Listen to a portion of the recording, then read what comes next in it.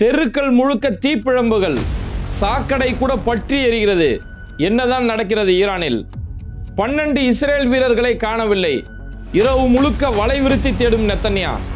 Hyper missile மூலம் துல்லியமாக தாக்கப்பட்டிருக்கக்கூடிய இஸ்ரேலுடைய எண்ணெய் நிறுவனங்கள், ஓய்வே இல்லாமல் ஓடக்கூடிய அயன்டோம், வீடியோ எடுக்கக்கூடிய யூதர்கள் கைது, பதுங்கு குழியில் கூட இனவெறி பாகுபாடு, பகீர் செய்தியை வெளியிட்டிருக்கக்கூடிய இஸ்ரேல் ஊடகங்கள், ஈரானுடைய ஆயுதம், மிசைல்ஸ், ராணுவம் எல்லாத்தையும் அழிச்சிட்டோம் அப்படின்னு சொல்லக்கூடிய அமெரிக்கா. ஆனா மூதேவிகளே, நீங்க அழிச்சது ஆயுதங்களே இல்ல, அது வெறும் பலூன்டா அப்படின்னு சொல்லி இப்ப ஈரான்ல இருந்து அடுத்த கட்ட அதிர்ச்சியை வெளியிட்டு இருக்காங்க. இதே நேரத்துல அமெரிக்காவுடைய ரேடர், யுஎஸ் பேஸ் அழிச்சிருக்கிறோம், 5 அமெரிக்க வீரர்களை கைது செஞ்சிருக்கிறோம் அப்படின்னு ஈரான் தரப்புல இருந்து அடுத்த ஒரு அறிவிப்பை கொடுத்திருக்காங்க. இப்படி மாறி மாறி இவங்களை அழிச்சிட்டு அவங்கள அழிச்சோன்னு சொல்றாங்களே, இதுல எதுதான் உண்மை? இது எல்லாத்துக்கும் மேல குவைத்தில் இருக்கக்கூடிய சமூக பாதுகாப்பு கட்டடங்கள், துபாயோட முக்கியமான மெரினா மால், இது மாதிரியான இடங்கள் தாக்கப்பட்டிருக்கு. இது உண்மையாவே ஈரான் தான் தாக்குனாங்களா? இது மூலமா வெளியாக இருக்கக்கூடிய அமெரிக்காவுடைய சதி இப்ப அம்பலமாயிருக்கு. இது மாதிரி பல்வேறுபட்ட செய்திகளை வீடியோ ஆதாரங்களோட தான் இந்த நிகழ்ச்சியில பார்க்க போறோம். அதுக்கு முன்னாடி யாரெல்லாம் பேட்டை டிவியை சப்ஸ்கிரைப் பண்ணாம பாக்குறீங்களோ அவங்க மறக்காம சப்ஸ்கிரைப் பண்ணுங்க. ஏன்னா யூடியூபோட தரப்புல இருந்து நமக்கு தொடர்ந்து நோட்டிபிகேஷன் அனுப்பிட்டே இருக்காங்க. உங்களுடைய வீடியோ பார்க்கக்கூடிய பல பேர் சப்ஸ்கிரைப் பண்ணி வெறும் 45% மக்கள் தான் பார்க்குறாங்க, ஆனால் சப்ஸ்கிரைப் பண்ணாமல் 55% மக்கள் பார்க்குறாங்க அப்படின்ற அறிவிப்பு கொடுத்தாங்க. நீங்கள் செய்யக்கூடிய சப்ஸ்கிரைபும் நீங்கள் செய்யக்கூடிய ஷேரும் தான் இது மாதிரி தொடர்ந்து வீடியோ போடக்கூடிய எங்களுக்கு அது ஒரு ஆக்கமாகவும் ஊக்கமாகவும் இருக்கும். ஓகே, இன்னைக்கு உலகம் முழுக்க இருக்கக்கூடிய ஒரு தலைப்பு செய்தி என்னன்னா, ஈரான் பற்றி எரிஞ்சுக்கிட்டு இருக்கு. ஈரானுடைய ஆயில் டெபாட் எங்கெல்லாம் இருக்குமோ, அவங்களுடைய எண்ணெய் கிடங்குகள் எங்கெல்லாம் இருக்குமோ, இதெல்லாம் ஒட்டுமொத்தமாக பற்றி எரியுது. இதுவரை எண்ணெய் கிணறோட முடியல, அவங்களுடைய ஒவ்வொரு சாலைகளுமே பத்தி எரிஞ்சுக்கிட்டு இருக்கு அப்படிங்கிற அந்த செய்தி இன்னைக்கு உலகம் முழுக்க வைரலா மாறி இருக்கு. இன்னொரு பக்கம் பேசப்படாத ஒரு செய்தி இருக்கு. ஈரான் மேல இப்படி ஒரு தாக்குதல் நடத்தின உடனடியாக ஹிஸ்புல்லா இஸ்ரேலோட எண்ணெய் நிறுவனங்கள் மேல தாக்குதல் நடத்திருக்கிறாங்க அப்படிங்கிற அடுத்த ஒரு அதிர்ச்சியான செய்தி வெளியா இருக்கு. ஃபர்ஸ்ட் நம்ம ஈரான்ல பார்ப்போமே. ஈரான்ல இருக்கக்கூடிய ஷஹரானுடைய பகுதி, இது வந்து தெஹ்ரானுடைய வடக்கு பகுதியில் இருக்கக்கூடிய ஒரு ஏரியா. இந்த ஷஹரான்ல ஈரானுடைய முக்கியமான ஆயில் டெபாட் இருக்கு. அவங்களுடைய ஆயில் கிடங்குகள், ஆயில் எல்லாருமே சேகரித்து வைக்கக்கூடிய முக்கியமான இடங்கள். அந்த இடத்து மேல இஸ்ரேல் அமெரிக்கா நடத்தின அந்த தாக்குதல்ல அந்த ஆயில் டெபாட் ஒட்டுமொத்தமா பத்தி எரியுது. அந்த பத்தி எரியக்கூடிய காட்சிகள் பார்த்தோம்னா அப்படியே வானத்து வரைக்கும் அந்த தீ பத்தி எரியக்கூடிய காட்சிகள். அது வெறும் ஷஹரானுடைய பகுதிகள் மட்டும் இல்ல, ஈரானுடைய கூஹாக்குடைய பகுதி, ஈரானுடைய கராச்சியுடைய பகுதி, இது எல்லாமே முக்கியமான ஆயில் எண்ணெய் கிடங்குகள், எண்ணெய் சேகரிப்பு நிலையங்கள், ஆயில் சுத்திகரிப்பு நிலையங்கள், ஆயில் ரிஃபைனரி, இது மாதிரியான முக்கியமான இடங்கள். எங்கெல்லாம் எண்ணெய் வளங்கள் இருக்குமோ, அந்த நாட்டுடைய இன்ஃப்ராஸ்ட்ரக்சர், உள்கட்டமைப்பு எங்கெல்லாம் இருக்குமோ அது மேலெல்லாம் குறிவைத்து ஒரு துல்லியமான தாக்குதலை இஸ்ரேல் அமெரிக்கா நடத்தியிருக்கிறாங்க. இதோட பாதிப்பு வெறும் எண்ணெய் கிணறுல அடிச்சாங்க, எண்ணெயில மட்டும் அந்த பாதிப்புன்னு கிடையாது. இதோட பாதிப்பு ஈரானுடைய தெருக்கல்ல கூட நம்மளால பார்க்க முடிஞ்சது.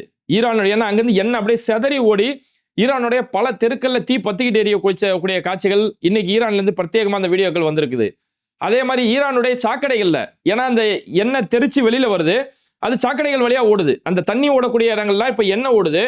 எண்ணெய் பத்திக்கிட்டு வரையும் ஒட்டுமொத்தமா சாக்கடை சேர்த்து தானே பத்திக்கிட்டு எரியும். அப்போ சாக்கடைகள்ல எங்கெல்லாம் இருக்குமோ அந்த சாக்கடைகள் எல்லாமே பத்தி எரியக்கூடிய அளவுக்கு இவ்வளவு பெரிய பாதிப்பை இன்னைக்கு ஈரான் சந்திச்சுட்டு இருக்கிறாங்க.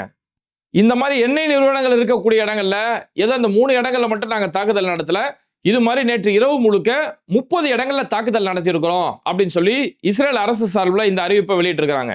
குறிப்பா இஸ்பஹானுடைய ஏர்போர்ட், ஈரானுடைய முக்கியமான ஒரு ஏர்போர்ட், அந்த ஏர்போர்ட்ல நாங்க தாக்குதல் நடத்திருக்கிறோம் அப்படிங்கிற செய்தியை சொல்றாங்க. நேற்று சாயந்தரமே அமெரிக்க இஸ்ரேல் தரப்புல இருந்து ஒரு வீடியோ ஒன்று பார்க்க முடிஞ்சது. B-1B லான்சர் ஹெவி பாம்பர் அப்படின்னு சொல்லக்கூடிய ஒரு முக்கியமான போர் விமானம். இந்த போர் விமானத்தை அமெரிக்கா ஏவ போறாங்க. இது ரொம்ப பெரிய அளவான பாதிப்புகளை ஏற்படுத்தக்கூடிய ஒரு விமானம் அப்படின்னு சொல்லி நேற்று மாலையில இருந்து இந்த செய்தி கொஞ்சம் பரபரப்பா பேசிட்டு இருந்த நேரத்தில் இப்போ இந்த எண்ணெய் கிடங்குகள், எண்ணெய் நிறுவனங்கள் இருக்கக்கூடிய இது மாதிரியான இடங்கள்ல இப்பேற்பட்ட ஒரு தாக்குதல் நடந்தது. அதுக்கடுத்து ஈரான்ல, குறிப்பா தெஹ்ரான்ல மக்கள் வாழக்கூடிய பகுதிகளில் பெரிய பெரிய ஆயுதங்களை, பெரிய பெரிய குண்டுகளை அந்த இடத்துல போட்டுக்கிட்டு இருக்கிறாங்க. அப்படியே வெடிச்சு செதறுது. அந்த ஒட்டுமொத்த ஏரியாவுமே காலி அப்படின்னு சொல்லக்கூடிய அளவுக்கு அவ்வளவு பெரிய பாதிப்புகளை ஏற்படுத்திட்டு இருக்கு. நாளுக்கு நாள் தெஹ்ரான்ல, ஈரானுடைய பகுதிகளில் பலி எண்ணிக்கை ரொம்பவே மோசமான நிலைமையை நோக்கி போயிட்டு இருக்குது. இப்போ இஸ்ரேலுடைய தரப்புல இருந்து சொல்லக்கூடிய செய்திகள் என்னன்னா, 7500க்கும் மேற்பட்ட ஆயுதங்களால தாக்கி இருக்கிறோம் அப்படி சொல்றாங்க. ஒரு மக்கள் வாழக்கூடிய பகுதியில் 7500க்கும் மேற்பட்ட ஆயுதங்கள் மூலமா தாக்குதல் நடத்தியிருக்கிறோம். ஒவ்வொரு நாளுமே 500 ஏவுகணைகள் மூலமா தாக்குதல் நடத்துறோம் அப்படின்னு சொல்லி சொல்றாங்க. ஒரு நாளைக்கு 500 ஏவுகணைகள். கிட்டத்தட்ட ஒரு வாரத்தை கடந்து இந்த போர் இன்னைக்கு போயிட்டு இருக்கு, 8வது நாளா போயிட்டு இருக்குது. அப்போ ஒரு நாளைக்கு 500 ஏவுகணைகள் மூலமா தாக்கப்பட்டு 7500க்கும் மேற்பட்ட தாக்குதல் இது வரைக்கும் நாங்கள் நடத்தியிருக்கிறோம். இது வரைக்கும் 3500 இடங்களை டார்கெட் பண்ணு, ஒரு நாளைக்கு 500 மணிக்கு 3500 இடங்களில் தாக்குதல் நடத்தியிருக்கிறோம். 7500க்கும் மேற்பட்ட ஆயுதங்கள் மூலமா தாக்குதல் நடத்தியிருக்கிறோம் அப்படிங்கிற ஒரு செய்தியை இஸ்ரேலுடைய தரப்புல இருந்து இந்த செய்திகளை வெளியிடுறாங்க. அந்த அளவுக்கு ஈரானுடைய பல பகுதிகள், பொதுமக்கள் வாழக்கூடிய இடங்கள் பெரிய அளவுல இந்த போர்ல பாதிக்கப்பட்டிருக்கு. அடுத்து வந்திருக்கக்கூடிய ஒரு முக்கியமான செய்தி என்னன்னா, குவைத் மேலேயும் துபாய் மேலேயும் நடந்திருக்கக்கூடிய ஒரு தாக்குதல். குவைத்தில் இருக்கக்கூடிய ஒரு சோசியல் செக்யூரிட்டி பில்டிங், அந்த பில்டிங் ஒரு சமூக பாதுகாப்பு கட்டிடம், அந்த கட்டடத்து மேல ஈரான் ஒரு தாக்குதல் நடத்தியிருக்கிறாங்க. இந்த சோசியல் செக்யூரிட்டி பில்டிங் அப்படிங்கிறது இது பென்ஷன் சம்பந்தமா, ஓய்வூதியம் வழங்கக்கூடிய சம்பந்தமாகவும், இன்சூரன்ஸ் சம்பந்தமாகவும், காப்பீடு சம்பந்தமாகவும் ஒரு இயங்கக்கூடிய ஒரு முக்கியமான சமூக பாதுகாப்புக்கான ஒரு கட்டடம். இந்த கட்டடத்து மேல ஈரான் ஒரு தாக்குதல் நடத்தியிருக்கிறாங்கன்னு சொல்லி ஒரு வீடியோ பெரிய அளவில் வைரலா மாறுது. அந்த கட்டடத்தோட பெரும்பகுதி அப்படியே பத்திக்கிட்டு எரியக்கூடிய காட்சிகளை அந்த இடத்துல பார்க்க முடியுது. அதுக்கப்புறம் துபாயோடைய மெரினா மால், துபாயோடைய மெரினா மால்ன்றது பல டவர் இருக்கும். அதுல டவர் 23 அப்படின்னு சொல்லக்கூடிய அந்த டவர் மேல, அந்த டவரோட உச்சியில ஒரு ட்ரோன் தாக்குதல் நடத்தப்பட்டு அந்த இடத்துல பத்தி எரிஞ்சு அங்கிருந்து புகைகள் வரக்கூடிய காட்சிகள், அதுவுமே நேற்று இரவு முழுக்க இந்த வீடியோ பெரிய அளவில் வைரலா இருக்குது. இது இல்லாம பஹ்ரைன்ல கடல் நீரை குடிநீர் ஆக்கக்கூடிய ஒரு திட்டம் அங்க தொடர்ந்து செயல்பட்டு இருக்கு. பொதுவாக அரபு நாடுகள் முழுக்க இந்த இன்ஃப்ராஸ்ட்ரக்சர்லாம் இருக்கும். அப்போ அந்த பஹ்ரைன்ல இருக்கக்கூடிய கடல் நீரை குடிநீர் ஆக்கக்கூடிய அம்சங்கள் கொண்ட அந்த இடங்கள்ல ஈரான் ஒரு தாக்குதல் நடத்தியிருக்கிறாங்க அப்படிங்கிற ஒரு செய்தியுமே பெரிய அளவில் வெளியில் வந்தது. அப்போ எப்படி இது மாதிரி பொதுமக்களோட பயன்பாடுக்கு இது மாதிரி பொதுமக்கள் புழங்கக்கூடிய இந்த மால் மாதிரியான இடங்களோ, இப்படி கடல் நீரை குடிநீர் ஆக்குறதோ, இப்படி பொதுமக்கள் மேல தாக்குதல் நடத்துறது தவறு தானே. என்ன இருந்தாலும் இது உண்மையாவே ஈரான் நடத்திருந்தாங்கன்னா கண்டிப்பா கண்டிக்கப்பட வேண்டிய ஒரு விஷயம். ஆனா அதுக்கப்புறம் தான் ட்ரம்புடைய உலர்கள் மூலமா இதோட உண்மைத்தன்மையை கண்டுபிடிக்க முடிஞ்சது. அதாவது அன்னைக்கு காலையில பஹ்ரைன்ல இருக்கக்கூடிய யூஎஸ் பேஸ், அங்க இருக்கக்கூடிய யூஎஸ் பேஸ்ல அமெரிக்க தளங்கள் மேல ஒரு தாக்குதல் நடத்தப்பட்டது. அதுக்கப்புறம் பார்த்தோம்னா துபாயில இருக்கக்கூடிய ஒரு அமெரிக்க பேஸ் ஒன்று இருக்கு, ஒரு யூஎஸ் பேஸ், ஒரு மிலிட்டரி பேஸ். அது அந்த அமெரிக்காவுடைய ராணுவ தளத்தின் மேல ஒரு தாக்குதல் நடத்தப்பட்டது. ஆனா அதுக்கடுத்து வந்த செய்தி எல்லாமே பொதுமக்களுடைய பயன்பாடுகள் இருக்கக்கூடிய இடம். ஏன்னா நேத்து தான் ஈரானுடைய ஜனாதிபதி மசூத் பெசக்ஷியான் அவர் நேத்து என்ன சொல்லியிருந்தாருன்னா, நாங்க அரபு நாடுகள்கிட்ட மன்னிப்பு கூட கேட்டுக்கிறோம், நாங்க தாக்குறது எல்லாமே அமெரிக்காவுடைய தளங்கள் தானே தவிர உங்க மேல நாங்க தாக்குறோம்னு எந்த அவசியம் இல்லை. அமெரிக்கா உங்களுடைய அரபு நாடுகள்ல அமெரிக்க தளங்கள் இருக்க வரைக்கும் அந்த தளங்களை நாங்க தாக்கிட்டு தான் இருப்போம், பொதுமக்கள் மேல தாக்க மாட்டோம்னு சொல்லி அவங்க ஒரு ஓப்பன் ஸ்டேட்மெண்ட் கொடுத்திருந்தாங்க. அதுக்கப்புறம் பார்த்தோம்னா இந்த பொதுமக்களோட பயன்பாடு இருக்கக்கூடிய இடங்களை தாக்குதல் நடத்தும் போதுனா, அப்போ இது அமெரிக்கா இஸ்ரேலோடைய ஒரு அந்த கள்ளத்தனமான சதியா இருக்குமா அப்படிங்கிற ஒரு சந்தேகம் ஏற்பட்டது. அந்த சந்தேகத்தை தீர்க்கிற மாதிரியே நேற்று ட்ரம்புடைய அறிக்கை வெளியில வந்திருக்குது. ட்ரம்ப் அடுத்த ஒரு கதை என்ன சொல்றாருன்னா, இந்த மாதிரி ஈரான்ல வந்து ஒரு மனாப்புன்னு சொல்லக்கூடிய ஏரியால பெண்கள் பள்ளி மேல ஒரு தாக்குதல் நடந்தது. கிட்டத்தட்ட 165 பெண் பிள்ளைகள், எல்லாமே அந்த துவக்க பள்ளி படிக்கக்கூடிய பிள்ளைகள், எலிமெண்டரி ஸ்கூல்ல படிக்கக்கூடிய அந்த பிள்ளைகள், 165 பிள்ளைகள் கொல்லப்பட்டாங்க இல்லையா, அது நாங்களாம் தாக்கல, ஈரான் தான் அவங்களை தாக்குதல் நடத்திருச்சு அப்படின்னு சொல்லி இப்படி ஒரு அபாண்டமான பொய்யை ட்ரம்ப் சொல்றாரு. அப்போ ஏடா எங்கேயாவது அறிவு வேணா, தான் சொந்த நாட்டு மக்கள் மேல, அதுவும் படிக்கக்கூடிய பெண்கள், பெண் பிள்ளைகள் மேல, ஒரு 1ஆம் வகுப்புல இருந்து 5ஆம் வகுப்பு படிக்கக்கூடிய பிள்ளைகளை எவனா ஒருத்தன் தாக்குதல் நடத்துவானா? அப்போ இந்த மாதிரியான ஒரு மோசமான தாக்குதல் நடத்தி, தீவிரவாத தாக்குதல் நடத்தி அந்த பழியும் தூக்கி அவன் மேல தூக்கி போடுறேன்னா, அப்போதான் இந்த செய்தியோட நமக்கு ஒரு சந்தேகம் உருவாகுது. துபாயோடைய மெரினா மால்ல நடத்தப்பட்ட தாக்குதலோ, அல்லது அந்த குவைத்தில் இருக்கக்கூடிய செக்யூரிட்டி பில்டிங் அந்த இடங்கள் மேல நடத்தப்பட்ட தாக்குதல், இது மாதிரி பொதுமக்களோட பயன்பாடுகளுக்கு எங்கெல்லாம் அண்டை நாடுகள் மேல தாக்குதல் நடத்தப்படுதோ, இது எல்லாமே அமெரிக்கா செய்யக்கூடிய சதிதான். அமெரிக்கா தான் இது மாதிரியான தாக்குதல் நடத்திட்டு அரபு நாடுகளுக்கு, சுற்றி இருக்கக்கூடிய அரபு நாடுகளுக்கு ஈரான் மேல ஒரு கோபம் வரணும், இவங்களும் ஈரானுக்கு எதிராக திரும்பணும் அப்படிங்கிறதுக்காக இது அமெரிக்க இஸ்ரேல் செய்யக்கூடிய வழக்கமான இந்த கள்ளத்தனமான சதி திட்டம் அப்படிங்கிற ஒரு சந்தேகம் இன்னைக்கு உலக அளவுல பெரிய அளவுல எழுந்திருக்கு. சரி, அடுத்து ஒரு முக்கியமான ஒரு செய்தியை பாருங்க. இந்த அடிக்கு பயந்த எல்லா பக்கமும் உளருவாங்கல்ல, அந்த மாதிரி இன்னைக்கு ட்ரம்ப் நெத்தனியாவோ மாறி மாறி உளர ஆரம்பிச்சிருக்காங்க. ஃபர்ஸ்ட் நெத்தனியா நேற்று நைட்டு ஒரு வீடியோ போட்டு அவசர அவசரமா சில அறிவிப்புகளை கொடுத்தாரு. ஈரானுடைய ராணுவ தளங்கள், ஈரானுடைய மிசைல்ஸ் எங்கெல்லாம் இருக்குமோ அந்த இடங்கள், ஈரானுடைய ஆயுத கிடங்குகள் எங்கெல்லாம் ஆயுதம் வச்சிருப்பாங்களோ அந்த இடங்கள், ஈரானுடைய நியூக்ளியர் ஃபெசிலிட்டி, அவங்களுடைய அணு ஆயுத கிடங்குகள் எங்க இருக்குமோ இது மாதிரியான எல்லா இடங்களையும் நாங்கள் தாக்குதல் நடத்தி ஒட்டுமொத்தமா ஈரானுடைய ராணுவம் சம்பந்தமான எல்லா கட்டமைப்புமே நாங்கள் அடிச்சு காலி பண்ணிட்டோம். அதில் குறிப்பா நியூக்ளியர் ஃபெசிலிட்டி உட்பட எல்லா இடங்களையுமே நாங்கள் அடிச்சு காலி பண்ணிட்டோம் அப்படிங்கிற ஒரு அறிவிப்பை நெத்தனியா அந்த அறிவிப்பை வெளியிட்டாரு. அதுக்கப்புறம் கொஞ்ச நேரம் கழிச்சு போய் பார்த்தோம்னா டொனால்ட் ட்ரம்ப் ஒரு இடத்துல சொல்றாரு. அது ஒரு ஃபிளைட் மாதிரி இருக்கு அந்த காட்சியை பார்க்கும்போது.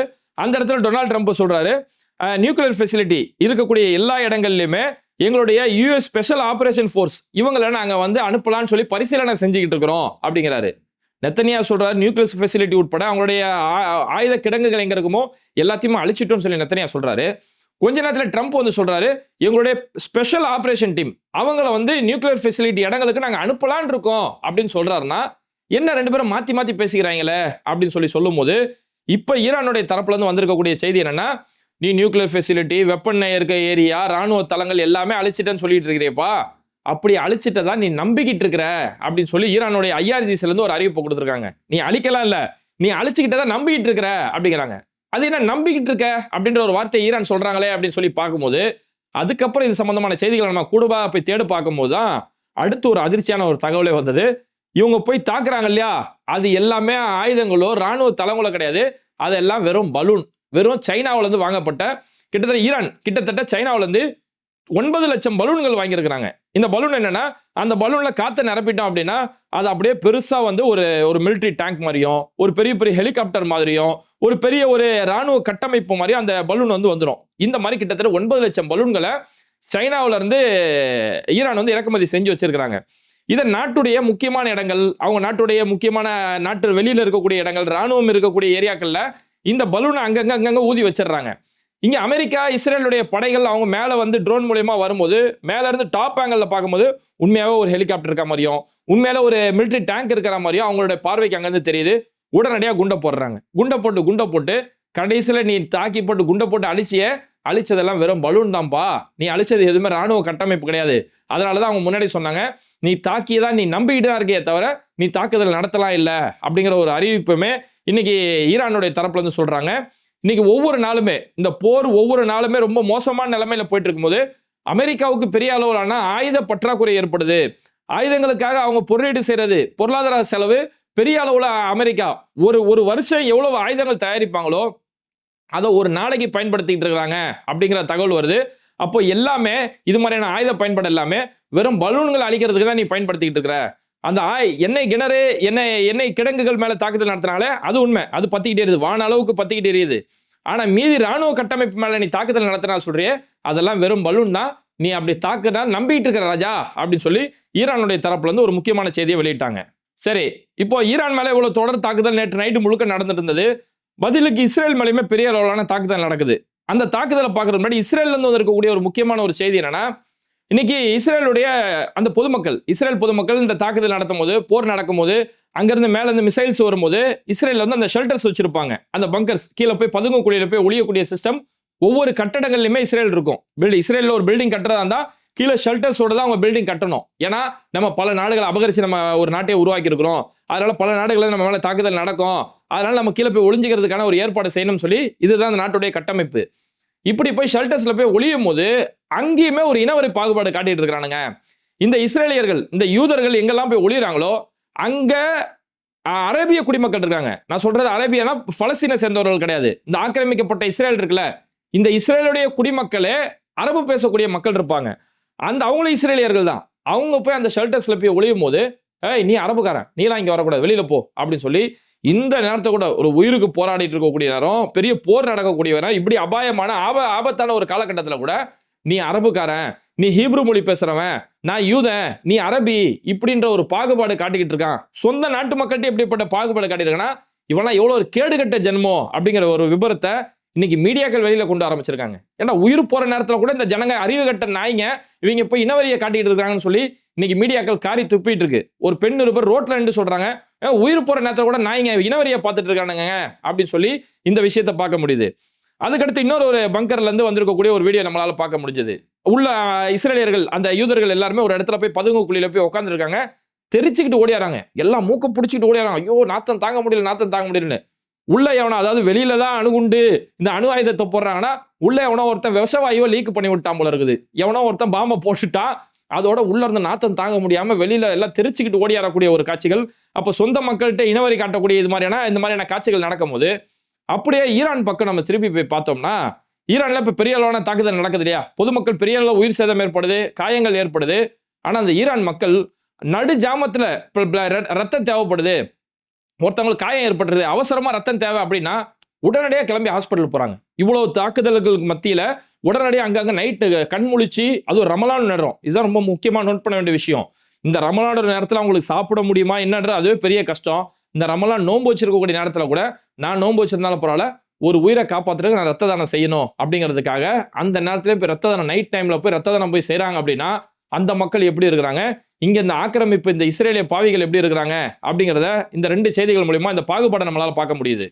ஓகே, இறுதியா இப்போ இஸ்ரேலுடைய பாதிப்புகள் அப்படின்னு பார்த்தோம்னா, இஸ்ரேல்ல நேற்று இரவு முழுக்கவே அவங்களோட அயன் டோமுக்கு வேலையே ஓய்வே இல்லை அப்படின்னு சொல்லலாம். இரவு முழுக்க ஒரு பக்கம் லெபனானுடைய பக்கம் அயன் டோம்கள் பறக்குது, இன்னொரு பக்கம் இஸ்ரேல் தங்களை காப்பாற்றிருக்கிறதாக மேல் பக்கம் நோக்கி டெல்லவீவ் நகரங்கள்லாம் மேல் நோக்கி அயன் டோம் பறந்துகிட்டே இருக்கு.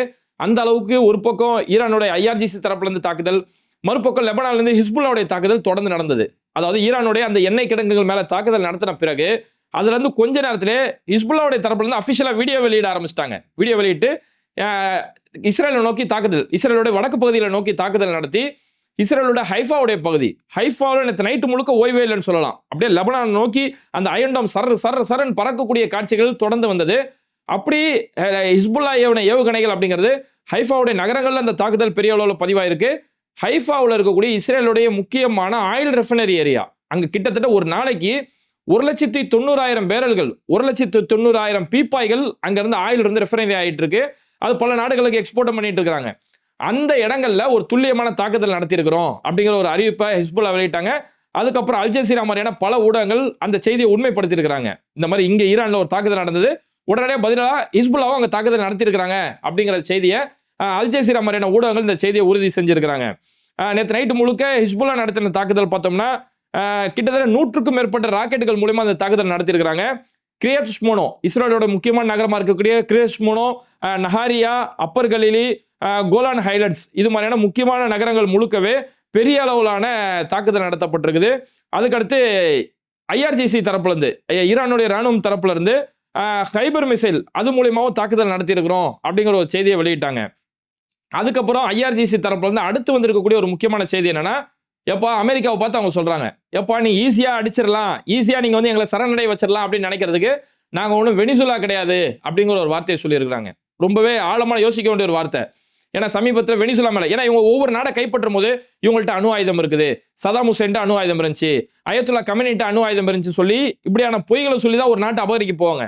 அந்த மாதிரி சமீபத்தில் வெனிசுலாவை கைப்பற்றுறதுக்காக அவங்க சொன்ன ஒரு பொய் என்னன்னா, வெனிசுலா உலகம் முழுக்க போதைப் பொருட்களை கொடுக்குறாங்க அப்படிங்கிற ஒரு பொய்யை சொல்லி அந்த நாட்டுடைய அதிபரை சமீபத்தில் தரன்னு கைது செஞ்சுட்டு கூட்டு போனாங்க.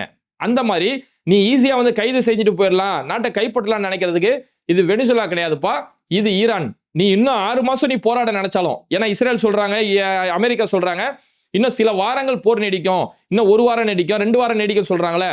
இப்ப ஈரான் என்ன சொல்றாங்கன்னா, நீ இன்னும் 6 மாசம் போரை நீடிக்கணும்னு நினைச்சாலும் உனக்கு பதிலடி கொடுக்கக்கூடிய எல்லா கட்டமைப்பும் நாங்க வச்சிருக்கிறோம் அப்படின்னு சொல்லி ஈரானுடைய தரப்புல இருந்து சொல்றாங்க. சொல்லிட்டு அதுக்கடுத்து ஈரான் ஒரு லிஸ்ட் வெளியிட்டாங்க. எப்படி இஸ்ரேல் ஒரு லிஸ்ட் வெளியிட்டாங்களோ, அவங்களுடைய ராணுவ தளங்கள், அவங்களுடைய மிசைல்கள், அவங்களுடைய அணு ஆயுத தளங்கள் எல்லாத்தையும் தாக்கிட்டு சொல்லி அவங்க எப்படி ஒரு லிஸ்ட் வெளியிட்டாங்களோ, ஈரான் ஐஆர்ஜிசி சார்பில் வந்து ஒரு லிஸ்ட்டை வெளியிட்டு 7 அமெரிக்க ரேடர்கள், நேற்று மட்டுமே 7 அமெரிக்க ரேடர்கள் நாங்கள் அழிச்சிருக்கிறோம். அதே மாதிரி அமெரிக்காவுடைய தாடு, இதெல்லாமே ஒரு இன்டர்செப்டர், அவங்களுடைய வரக்கூடிய ஆயுதங்களை அழிக்கக்கூடிய அது மாதிரியான ஏவுகணைகள், இது எல்லாத்தையுமே ஒட்டுமொத்தமாக நாங்கள் அழிச்சிருக்கிறோம். 7 அமெரிக்க ரேடர்கள், அமெரிக்காவுடைய தாடு, இதெல்லாமே அழிச்சிருக்கோம். யூஎஸ் பேஸ், யூஎஸ் சைட்ஸ், எங்கெல்லாம் அரபு நாடுகளில் அமெரிக்க தளங்கள் இருக்குமோ, அது அமெரிக்காவுடைய ராணுவ தளங்கள், விமான தளங்கள், கப்பல் படை தளங்கள், இதெல்லாம் இருக்கும். ஏன்னா நேற்று கூட பஹ்ரைனில் இருக்கக்கூடிய கப்பல் படை தளத்து மேலே ஒரு கடுமையான ஒரு தாக்குதல் நடத்தப்பட்டது. அந்த தாக்குதலில் அமெரிக்காவுடைய கப்பல் தளம், அந்த கப்பல் தளம் வந்து அந்த கப்பல் படை ஒட்டுமொத்தமாக செதஞ்சே போயிருக்குது. அங்கே பஹ்ரைனில் இருக்கக்கூடிய அந்த கப்பல் தளம் தான் ஒட்டுமொத்த மிடில் ஏஷியா, மத்திய கிழக்கு முழுக்க கண்காணிக்கக்கூடிய ஒரு முக்கியமான ஹப் அதுதான். அந்த இடத்து மேலே நேற்று ஒரு தாக்குதல் நடத்திருக்கு. அப்போ அவங்களுடைய US base, US sites, occupied area, இதெல்லாம் அரபு நாடுகளில் அவன்கிட்ட நான் பாதுகாப்பு தரேன் அல்லது அரபு நாடுகளை மிரட்டியோ எதெல்லாம் ஆக்குபைடு அபகரிச்சு வச்சிருக்கிறாங்களோ அந்த இடங்கள் மேலே நாங்கள் தாக்குதல் நடத்தியிருக்கிறோம். இந்த தாக்குதல் இன்னைக்கு நேரத்தில் நீ இன்னும் 6 மாதம் தொடரணும்னு நினைச்சாலும் உன்னுடைய தாக்குதல் நாங்கள் தொடருவோம். அது இல்லாமல் அமெரிக்காவுடைய 5 வீரர்கள் நாங்கள் அரெஸ்ட் பண்ணியிருக்கிறோம், அந்த 5 வீரர்களை அரெஸ்ட் பண்ணி சிறையில் நாங்கள் அடைச்சிருக்கிறோம் அப்படிங்கிற ஒரு செய்தியுமே இன்னைக்கு தொடர்ந்து ஈரான் இவ்வளோ உறுதியாக அவங்களுடைய செய்திகளை இன்னைக்கு வெளியிட்டிருக்கிறாங்க. இதெல்லாம் பார்க்கும்போது தான் அமெரிக்காவுடைய ஒவ்வொரு ஆயுதங்கள் இன்னைக்கு அழிக்கப்பட்டிருக்கு இல்லையா, அதோட லிஸ்ட் இன்னைக்கு பார்க்கும்போது அமெரிக்கா டே 1 பிப்ரவரி 28 மட்டுமே முதல் நாள் 5 மணி நேரம் தாக்குதல் நடந்துச்சுல, அந்த 5 மணி நேரத்துக்கு மட்டுமே $80 மில்லியன் அளவுக்கு செலவு செஞ்சிருக்காங்க. $80 மில்லியன் அப்படிங்கிறது நம்ம இந்திய மதிப்புல கிட்டத்தட்ட 735 கோடி ரூபா. வெறும் 5 மணி நேரம் நடந்த போர்ல மட்டுமே அமெரிக்காவுக்கான செலவு 735 கோடி ரூபா. அப்ப நாள் முழுக்க நடக்கக்கூடிய போரோட செலவினங்கள் எவ்வளோ, இது கிட்டத்தட்ட இன்னைக்கு 8வது நாள் தொடர்ந்து போயிட்டு இருக்கு. இதோட செலவு எவ்வளோ? அதனால தான் அமெரிக்கா ஒரு வருஷத்துக்கு என்ன ஆயுதங்களை தயாரிப்பு செய்வாங்களோ அதுக்கு என்ன செலவுகள் ஆகுமோ அதெல்லாம் ஒரு நாளில் செலவாகுது. ஒரு வருஷத்துடைய உற்பத்தி, ஒரு வருஷத்துடைய செலவு ஒரு நாளைக்கு செலவு பண்ணிட்டு இருக்காங்க. அந்த அளவுக்கு அமெரிக்காவிலே பொருளாதார தட்டுப்பாடும் ஆயுத தட்டுப்பாடும் ஏற்படுது. அந்த அளவுக்கு ஈரானுமே பதிலடி கொடுத்துட்டு இருக்காங்க அப்படிங்கிற அந்த செய்திகளை தொடர்ந்து பார்க்க முடியுது. இந்த அளவுக்கு போர் ரொம்ப பரபரப்பா போயிட்டு இருக்கக்கூடிய நேரத்தில் இந்த போர்களுக்கு மத்தியில 2 தரப்புலையுமே பொதுமக்கள் பாதிக்கப்படுறாங்க. ஈரான்லாம் மருத்துவமனையில பொதுமக்கள் பெரிய அளவில் அட்மிட் பண்ணப்பட்டு ரத்த தானம் கொடுக்கக்கூடிய அளவுக்கு நிலைமைகள் போயிட்டு இருக்கு. இந்த போர் ரொம்பவே மோசமான ஒரு கட்டத்தில் போயிட்டு இருக்கும் போது இது ஒரு பெரிய ஒரு பாதிப்பு, பெரிய ஒரு அழிவை ஏற்படுத்தும். அது மாதிரியான அழிவுகள் எங்கேயுமே ஏற்படக்கூடாது அப்படின்னு சொல்லி இந்த ரமலானுடைய மாசத்துல நம்ம ஒவ்வொருத்தருமே பிரார்த்தனை செய்து உலக மக்கள் எல்லாருமே அமைதியான ஒரு சூழல்ல வாழணும் அப்படின்னு சொல்லி நம்ம ஒவ்வொருத்தருமே நோன்பு திறக்கும் போதோ நோன்பு சஹருடைய நேரத்திலுமே பிரார்த்தனை செய்ய வேண்டியது ரொம்பவே முக்கியம். இது மாதிரியான வீடியோக்களை தொடர்ந்து பார்க்கறதுக்கு மறக்காம பேட்டை டிவியை சப்ஸ்கிரைப் பண்ணிட்டு இந்த வீடியோக்களை உங்க நண்பர்களுக்கு அதிகமாக ஷேர் செய்யுங்க. அதே மாதிரி நம்ம பேட்டை டிவியோட வாட்ஸ்அப் சேனலோட லிங்க் முதல் கமெண்ட்ல இருக்கு. அந்த வாட்ஸ்அப் குரூப்ல நீங்க நினைச்சிட்டாலும் அன்றாட செய்திகள் சம்பந்தமான அப்டேட் உங்களுக்கு தொடர்ந்து வந்துட்டு இருக்கோம். இந்த வீடியோக்களை உங்க உறவினர் நண்பர்களுக்கு அதிகமாக ஷேர் செய்யுங்க. இணைந்திருப்போம். மிஸ்டர் பர்ஃபெக்ட் எக்ஸ்ட்ரா கோல்டு திருமணமான அனைத்து ஆண்களுக்கும் ஒரே தீர்வு. வயதான பலகினமா, சுகர் பலகினமா, இனி கவலை வேண்டாம். 100% இயற்கை வயகரா, 100% ஹலாலான முறையிலும் தயாரிக்கப்படுகிறது. எவ்வித கலப்படமும் கிடையாது, பக்க விளைவும் கிடையாது. ஆர்டர் செய்தாலே போதும், உங்கள் இல்லம் தேடி வந்து சேரும். மேலும் விவரங்களுக்கு கீழுள்ள எண்ணை அணுகுங்கள்.